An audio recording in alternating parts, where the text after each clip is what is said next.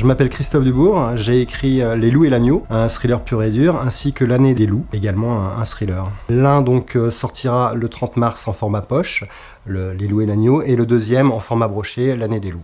Les Loups et l'Agneau se déroule en 1981 à Caen, en Normandie. Il met en scène un tueur psychopathe pur et dur du nom de Borg, d'origine yougoslave. Ce psychopathe va être amené à migrer vers une grande ville, donc Caen en l'occurrence. Borg est un psychopathe nanti de pulsion en fait, qui le font traquer des petites filles, les princesses comme il l'appelle. Et suite à quoi, il va être de sa petite bourgade perdue dans l'Orne, il va être appelé à migrer vers une grande ville, Caen.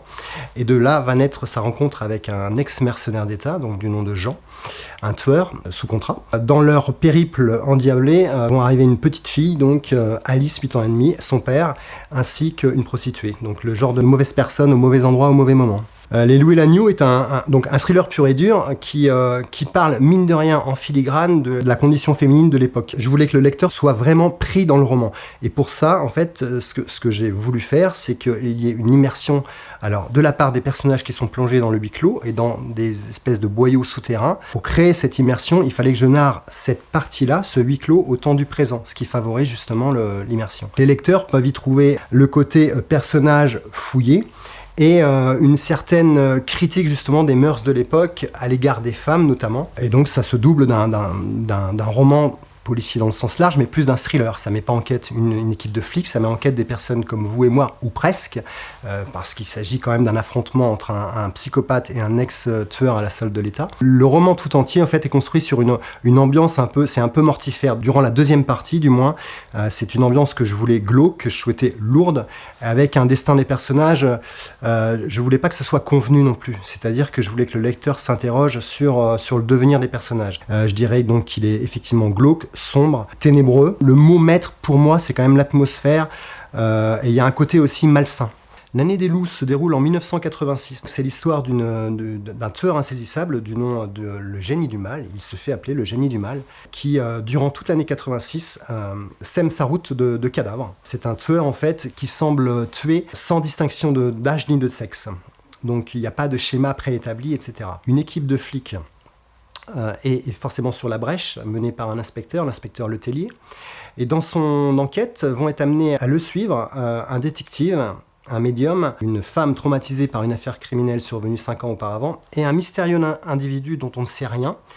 Et tous, en fait, vont se greffer à l'enquête, tous convergent, en fait, vers un même but, mettre hors d'état de nuire ce criminel. Je souhaitais une ambiance similaire au premier, Les Loups et l'Agneau, mais différente en même temps. C'est-à-dire, autant Les Loups et l'Agneau se déroulent pour grande partie en huis clos, autant le second, donc je souhaitais qu'il se déroule, que le terrain de jeu soit plus vaste. C'est-à-dire qu'il se déroule à l'air libre, dans la ville entière, donc Caen, une nouvelle fois. On va retrouver un personnage qu'on a déjà vu dans le premier, dans Les Loups et l'Agneau.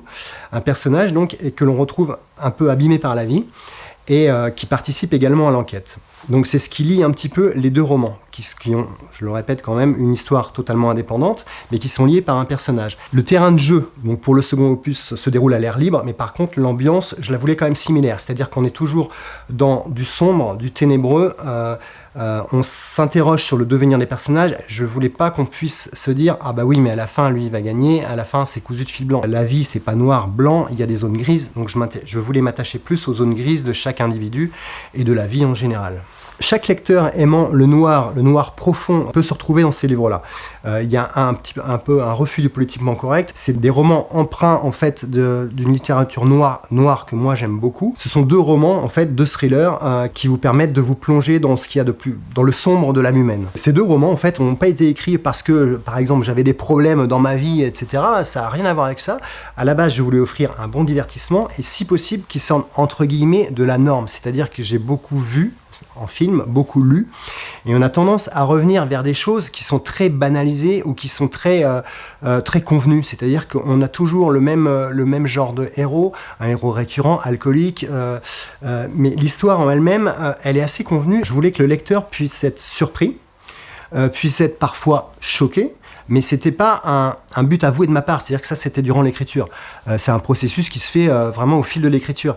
Mais ce que je souhaitais, c'est que déjà le lecteur prenne du bon temps à la lecture, et surtout que de le sortir un peu de sa zone de confort de lecture entre guillemets lambda. C'est pas péjoratif ce que je veux dire, mais de récits policiers, du moins un peu justement policés.